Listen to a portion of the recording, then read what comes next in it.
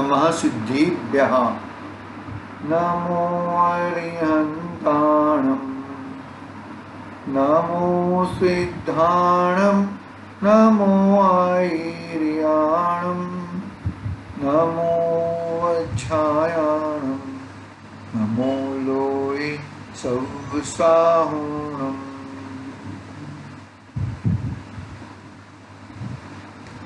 नमः श्रीवर्धमानाय निर्दोष्म कलिलात्मने सालोकानं त्रिलोकानां यद्बुद्ध्या दर्पणयति चेतिले चेतन चेत्या विना किम चालसि।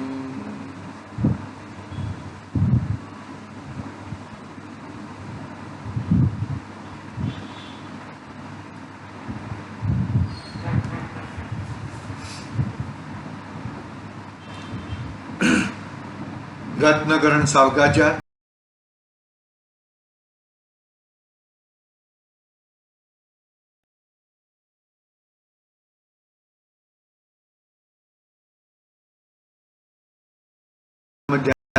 प्रारंभ की है। उसके पहले आर्त ध्यान और रौद्र ध्यान की चर्चा पूरी हुई थी। शुभ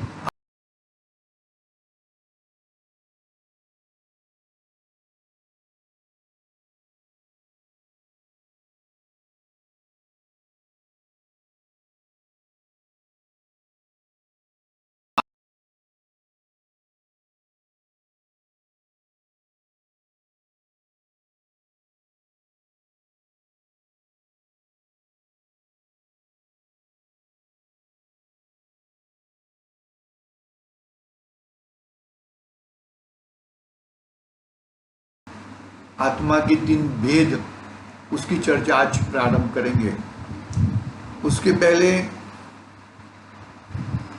जो अपनी चर्चा हो चुकी है वो उसमें ऐसी बातें आई कि जो धर्म ध्यान वाला जो जीव है, सम्यक दृष्टि जो जीव है, वो हर समय अपने आत्मा के समीप जाना चाहता है। जैसे कि ग्रंथाधिराज संहितासार में कलश क्रमांक 3 में अमृतचंद्र आचार्य देव ने यह कहा कि ये मैं संहितासार की व्याख्या कर रहा हूँ, तो व्याख्या के फलभूत मुझे मेरी परिणति जो कलुषित हुई है वो नाश हो जाए।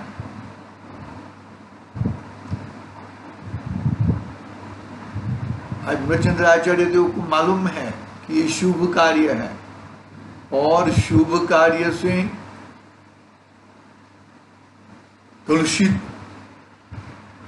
परिणति कलुषित नाश नहीं पाती, शुद्ध भाव से ही परिणति कलुषित नाश पाती है। लेकिन ऐसा क्यों कहा? क्योंकि वो जो संहितासार की व्याख्या में शुद्धोपयोग की ही बात करने वाले हैं। बहुत कड़क बात है ये। हमारे जीवन में शुद्धोपयोग का महत्व ही होना चाहिए। शुभोपयोग अशुभोपयोग का कुछ महत्व नहीं है। दोनों उपयोग अपना जीवन बर्बाद करते हैं। शुभोपयोग भी, कड़क बोल रहा हूं मैं कल की तरह, लेकिन शुद्धोपयोग की बात करते करते शुद्धोपयोग हो जाएगा ये भी नहीं है। शुद्धोपयोग की बात करते करते शुद्धोपयोग में बरोबर अंदर बिठना पड़ेगा, तब जाके वो काम होएगा, बाकी अन्यथा काम नहीं होएगा। देखो, यदि आप ऐसा कहो कि मैं किधर भी जाके धर्म ध्यान कर लूंगा, मस्जिद में जाके धर्म ध्यान कर लूंगा, अन्य क्षेत्रों में जाके धर्म ध्यान कर लूंगा, पिक्चर में बैठे बैठे मैं धर्म ध्यान कर लूंगा, तो वो बात गलत है। निमित्त नैमित्तिक भाव कुछ होते हैं ना, खोटे स्थान पर परिणाम भी खोटे ही आते हैं। धर्म ध्यान के परिणाम नहीं आएंगे भैया।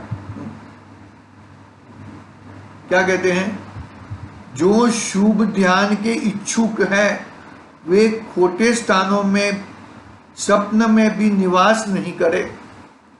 शुभ ध्यान शुद्धोपयोग की बात नहीं है। जिसको शुभ ध्यान करना है वो शुभ ध्यान वाला भी खोटे स्थानों में स्वप्न में ही न जाए। स्वप्न के लिए अंदर में स्वप्न में भी नहीं जाए। धर्म ध्यान में स्थान की शुद्धता, आसन की दृढ़ता प्रधान कारण है। क्यों ऐसा? क्योंकि यदि वो उसको स्थान बरोबर नहीं मिलेगा, बहुत ही व्यवस्थित रीते उसकी जगह नहीं होगी। क्योंकि देखो, धर्म ध्यान दोबारा यानी कि जिसको सम्यक्त्व की प्राप्ति हुई और वो बात अलग है। लेकिन जो सम्यक दर्शन की प्राप्ति करने की उद्यम कर रहा है ना, उसको तो बाहर में ठीक ठाक चाहिए। नहीं तो वो क्या करेगा, अरे यहाँ पे तो ऐसी परिस्थिति है, यहाँ पर ऐसी परिस्थिति है, तो यहाँ पर आगे और कैसी परिस्थिति होगी। तो उसका मन डगा डगा रहता है, उसको परिस्थितियां सही करने में ही लगा रहता है। तो आत्मा में कब जाएगा? इसके लिए बाहर में शांति पूर्वक, अच्छी तरह बुद्धि पूर्वक, अच्छी जगह देखकर शांति से बैठना जरूरी है।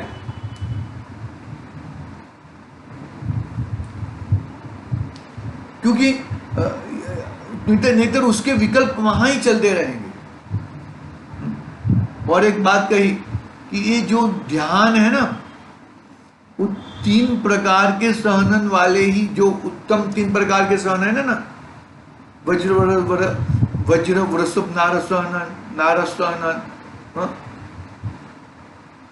वृषभ नारसहन, ऐसा जो है, जो 3 नाम है, 6 प्रकार के सहनन कहे हैं। इसमें निचली कक्षा के 3 सहनन में तो ध्यान नहीं हो सकता। अभी हम लोग ध्यान करने के लिए बैठे, लेकिन ध्यान मुश्किल है। मतलब उनमें ध्यान की दृढ़ता रहती है और इन लोगों में ध्यान की दृढ़ता रहती नहीं है। थोड़ा बहुत कर सकते हैं, लेकिन ज्यादा नहीं रह सकती। वज्र वृषभ नारसहनन वाला एक अंतर मुहूर्त से अधिक समय तक ध्यान कर ले तो वो मोक्ष में चला जाता है, केवल ज्ञान की प्राप्ति कर लेता है मुनि अवस्था के साथ में। ऐसे तो मुनि अवस्था के बिगड़ तो ध्यान ज्यादा संभव नहीं है। पंचम गुण स्थानवर्ती और चतुर्थ गुण स्थानवर्ती 1-2 समय, 5 समय, ऐसे थोड़े थोड़े समय के लिए ध्यान होता है, बाकी ज्यादा ध्यान नहीं हो सकता। उसका चिंतन गजब का रहता है, कर्म के सामने झुक नहीं जाता और कर्म के सामने बाई भी नहीं चढ़ाता, झुकता भी नहीं और बॉय भी। देखो, कर्म के सामने तुम फाइटिंग करने के लिए जाओगे ना तो नए कर्म बंधेंगे। तो बहुत ही समझदारी पूर्वक, सहजता से अपना आगे जीवन बढ़ाता है।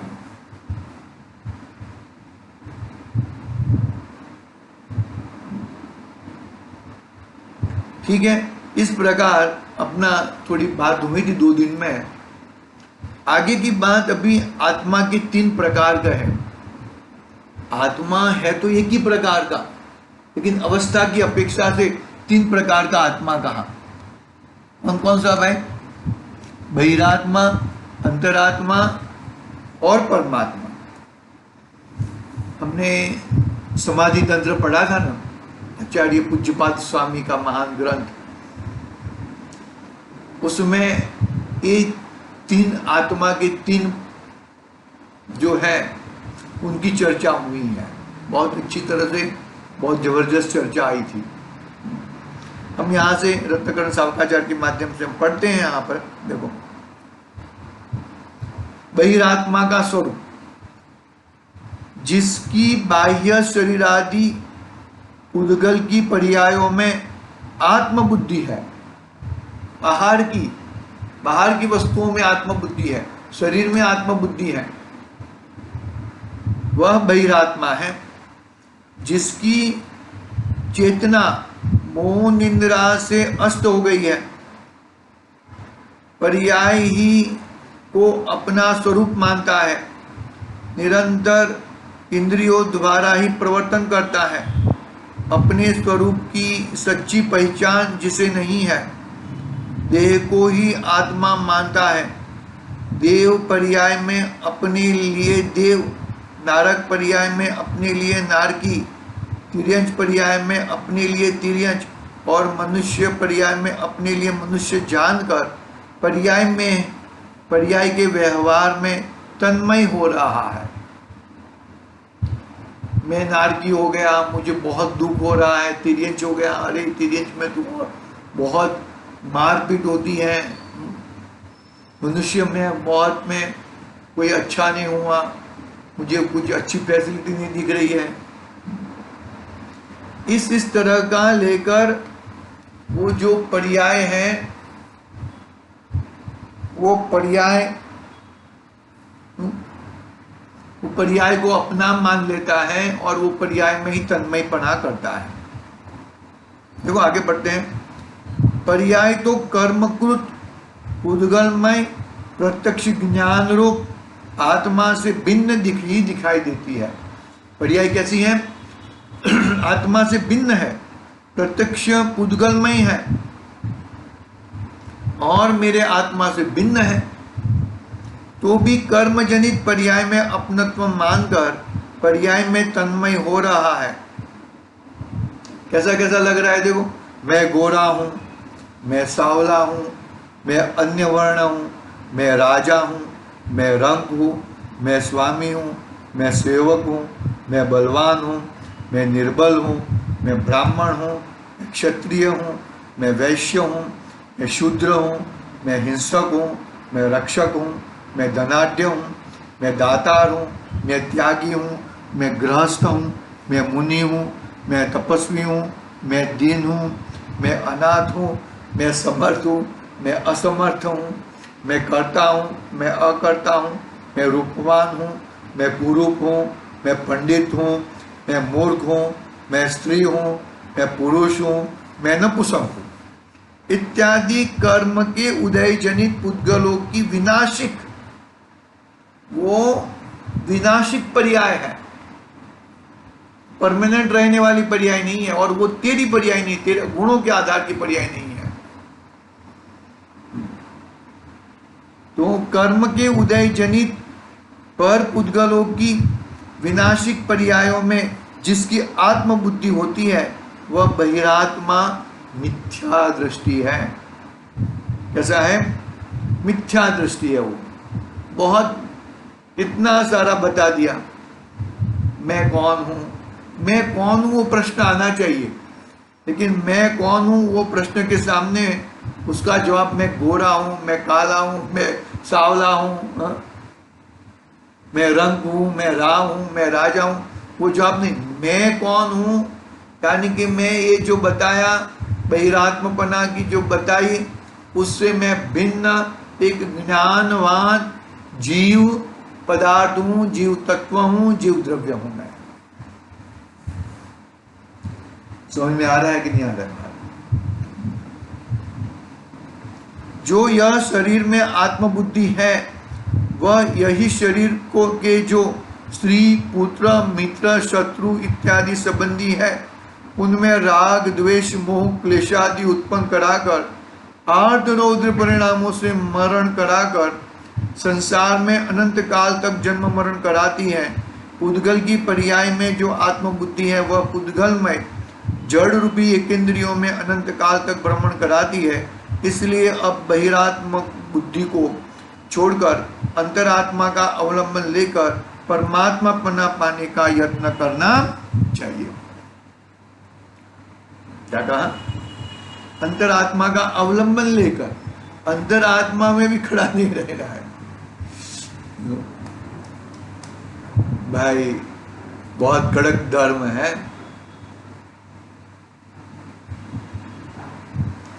अंतरात्मा का स्वरूप इस जगत में जो जो रूप देखने में आते हैं वे सभी अपने आत्मा के स्वभाव से भिन्न है, पर द्रव्य है, जड़ है, अचेतन है। मैं ज्ञान स्वरूप हूँ, इंद्रियों के द्वारा जानने में नहीं आता हूँ, अपने अनुभव से साक्षात प्रत्यक्ष हूँ। अब किन से वचनालाप करूँ? मैं इन लोगों के द्वारा समझाने के योग्य हूँ। अन्य जनों को मैं संबोधन करूँ, ऐसा विकल्प भी भ्रम है, क्योंकि अपने और पर के आत्मा को जाने बिना किसको समझाऊं और कौन समझे? मैं तो समस्त विकल्प रहित ज्ञाता हूँ, जो अपने स्वरूप को ही आप रूप जानता है, अपने से भिन्न अन्य आत्मा रूप नहीं जानता। ऐसा निर्विकल्प विज्ञान में केवल स्वसंवेदन गोचर हूँ। कितनी जबरदस्त बात बता दी। देखो, अंतर आत्मा एक बहिरात्मा और परमात्मा के बीच में एक पड़ाव है। वो यह जीव ज्यादा समय बहिरात्मा में निकालेगा या परमात्मा में निकालेगा। ज्यादा समय अंतरात्मा में बहुत कम रहता है समय, क्योंकि एक बार परमात्मा बन गया तो वो तो परमानेंट है, और बहिरात्मा अनादि से आज तक बहिरात्मा है, वो भी बहुत लंबा समय है, कोई छोटा समय नहीं है। लेकिन अंतरात्मा का समय मैक्सिमम यदि काल बताया जाए तो अर्धपुद्गल परावर्तन, और यदि ऐसे पंचम आरा में पंचम काल में यदि अंतरात्मा हो गया तो उसको मैक्सिमम 4-5 भाव देखे ज्ञानियों ने। भगवान ने 4-5 भाव देखे, ज्यादा भाव नहीं देखे भैया। बात समझ में आ रही है?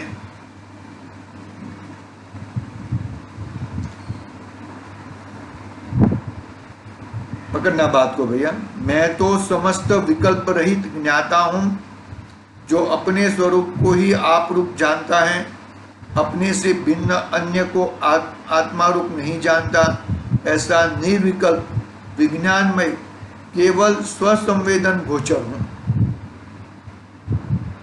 अंतरात्मा विचार करता है, जैसे सांकल में सर्प बुद्धि हो जाए तब भयभीत होकर मरण आदि के भय से भागना, गिरना इत्यादि क्रिया से भी भ्रष्ट हो जाता है, भाग नहीं पाता। उसी प्रकार पूर्व काल में मैंने शरीर आदि में आत्मबुद्धि करके शरीर आदि के नाश में अपना नाश जानकर बहुत विपरीत क्रियाओं में परिवर्तन किया। जैसे साकल में सर्प का भ्रम नष्ट हो जाने पर साकल को साकल जानता है, तब भ्रम किया, भ्रम रूप क्रिया का अभाव हो जाता है। उसी प्रकार मेरा शरीर में आत्मा का भ्रम आत्मबुद्धि नष्ट हो जाने पर अब आचरण में भी भ्रम का अभाव हो गया। जिसका ज्ञान किए बिना मैं सोते हुए के समान था, उसका ज्ञान कर लेने पर मैं जागरूक हूँ। ऐसा चैतन्यमय मैं हूँ। खुद चैतन्यमय है, चैतन्य की धारा में रहता है, चैतन्य के अंदर में रहता है। चैतन्य की धारा, चैतन्यमय रहना बहुत ही गजब की बात है भैया।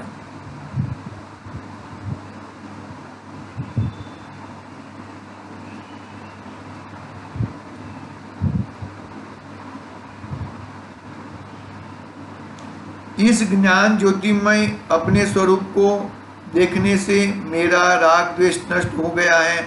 अतः अब मेरा कोई बैरी नहीं है, कोई प्रिय नहीं है। बैरी मित्र तो ज्ञानी में राग द्वेष विकार से दिखाई देते हैं।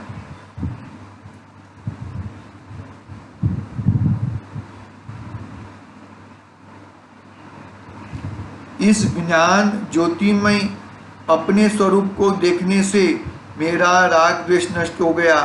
अतः अब मेरा कोई बैरी नहीं है, कोई प्रिय नहीं है। बैरी मित्र तो ज्ञानी में राग द्वेष विकार से दिखाई देते हैं। जो मेरे ज्ञायक आत्मस्वरूप को नहीं जानता है वह मेरा बैरी या मित्र नहीं हो सकता, तथा जिसने मेरे स्वरूप को साक्षात देख लिया है वह भी मेरा बैरी या मित्र नहीं हो सकता। देखो कितना जबरदस्त बात बताई। जो मेरे ज्ञायक आत्मस्वरूप को नहीं जानता वह मेरा बैरी या मित्र नहीं हो सकता, और जिसने मेरे स्वरूप को साक्षात देख लिया है वह भी मेरा बैरी या मित्र नहीं हो सकता। अब मैं अपने स्वरूप का ज्ञाता हूँ। मुझे पिछला अपना सभी आचरण स्वप्नवत इंद्रजाल के समान दिखाई देता है। देखो, जिसने मेरा स्वरूप नहीं देखा, मेरा स्वरूप कैसा है बता दिया आगे कि मैं ज्ञान ज्योतिमयी हूं, राग द्वेष मेरा स्वरूप नहीं है। जिसने ऐसा मेरा स्वरूप नहीं देखा तो वो भी मेरा बैरी नहीं है, मेरा मित्र नहीं है। और जिसने मेरा स्वरूप देख लिया है, अरे ये तो आत्मार्थी है, ये तो उसको तो कुछ कोई भी राग द्वेष नहीं है किसी के साथ भी। श्रेणिक राजा थे ना, श्रेणिक महाराजा, पहले यशोधर मुनिराज का स्वरूप नहीं देखे, फिर यशोधर मुनिराज के राज को तो वो बैरी लगे भी नहीं और मित्र भी नहीं लगे। और जब श्रेणिक महाराजा ने यशोधर मुनिराज का स्वरूप पहचान लिया तब वो बैरी और मित्र रहे नहीं, बस सहज रहे। ऐसी बातें हैं। सहज स्वरूप मालूम पड़ने के बाद वो दूसरे का बैरी नहीं रहता, मित्र नहीं रहता, और सामने वाला भी उसका स्वरूप देखने के बाद उसका बैरी नहीं रहता, उसका मित्र नहीं रहता। मतलब बैरी और मित्रता क्यों लगे? इसने मेरा खराब कर दिया है, ऐसा भाषित हो तो मेरा बैरी हो गया, और ये मेरा अच्छा कर रहा है तो ये मेरा दोस्त है।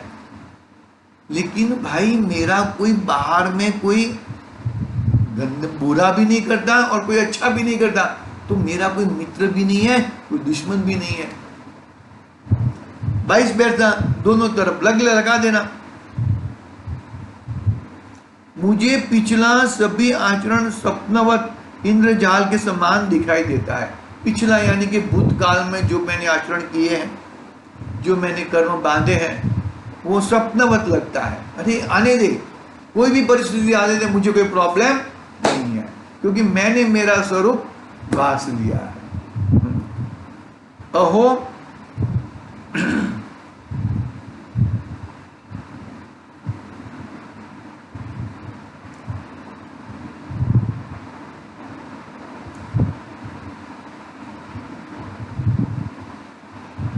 आ गया।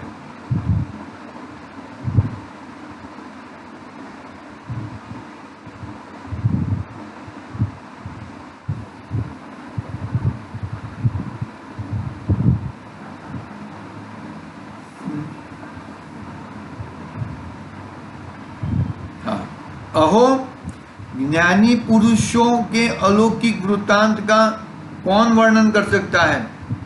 जहां पर अज्ञानी अपने प्रवर्तन द्वारा कर्म का बंद कर लेता है, वही पर ज्ञानी अपने प्रवर्तन का कर्म बंधन से छूट जाता है।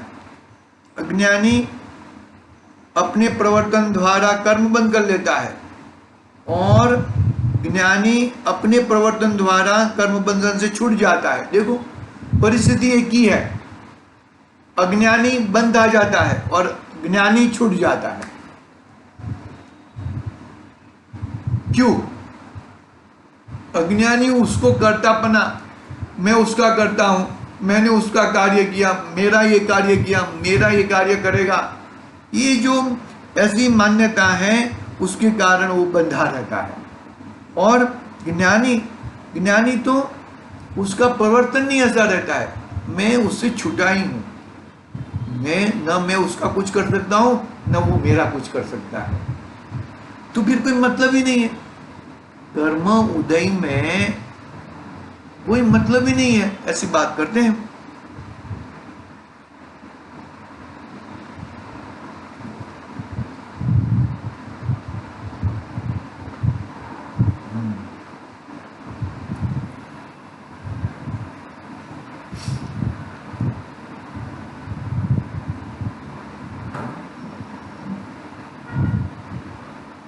दूसरी प्रकार के नहीं हो जाते हैं, परंतु अज्ञानी अपने विपरीत संकल्पों द्वारा रागी द्वेषी मोही होकर घोर बंध को प्राप्त करता है।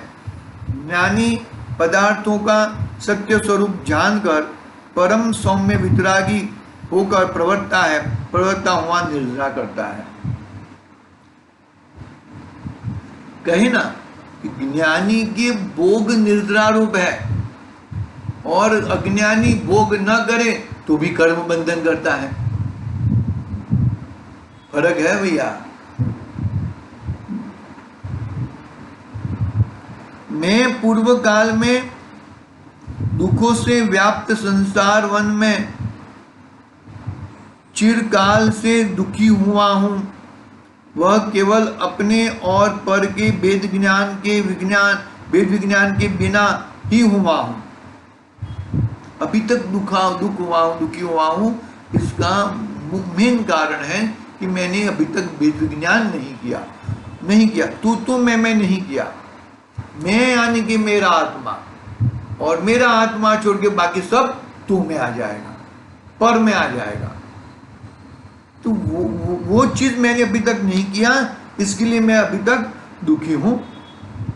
समस्त पदार्थों को प्रकाशित करने वाले वेद विज्ञान रूप दीपक के प्रज्वलित होते हुए भी यह मूर्ख लोग संसार रूप कीचड़ में क्यों डूब रहा है। वह यह अपना स्वरूप अपने भीतर ही अपने द्वारा अपने लिए प्रकट अनुभव में आ रहा है, उसे छोड़कर यह अन्य में अपने को जानने का व्यर्थ खेद करता है। क्या कहता है? यह अपना स्वरूप अपने भीतर ही अपने द्वारा अपने लिए प्रकट अनुभव में आ रहा है, इसे छोड़कर यह अन्य में अपने को जानने का व्यर्थ खेद करता है। अज्ञानी के जो पर वस्तु के प्रति राग है, वह राग समस्त आपदा का कारण है। पर वस्तु के जो प्रति राग है, वह राग समस्त आपदा का कारण है। जो आनंद का स्थान है, अज्ञानी उससे भय करता है। अज्ञान भाव का कोई ऐसा ही प्रभाव है। बंध का कारण तो पदार्थ के विषय में ज्ञान में भ्रम है। भ्रम रहित भाव मोक्ष का कारण है। जितना बंध है वह पर के संबंध है, तथा पर द्रव्य के भेद का अभ्यास करने से मोक्ष है। जो इंद्रियों को विषयों से रोककर क्षण मात्र भी अपने आत्मा में ठहरता है, वह परमेष्टि के स्वरूप का स्मरण करता है। क्या कहा? अज्ञानी के जो पर वस्तु के प्रति राग है, वह राग समस्त आपदा का कारण है। जो आनंद का स्थान है, अज्ञानी उससे भय करता है। अज्ञान का कोई ऐसा प्रभाव है भैया? अज्ञान का ऐसा प्रभाव है। बंध का कारण तो पदार्थ के विषय में ज्ञान में भ्रम है। भ्रम रहित भाव मोक्ष का कारण है। जितना बंध है वह पर के संबंध से है, तथा परद्रव्य से भेद का अभ्यास करने से मोक्ष है। जो इंद्रियों को विषयों से रोककर क्षण मात्र भी अपने आत्मा में ठहरता है, वह परमेष्टि के स्वरूप का स्मरण करता है। ठीक है, इस तरह अपनी ये बात उम्मीद है। आगे की बात देखेंगे। आज के लिए ओम नमः सिद्धिव्याः। निज निधि निज में बताई आनंद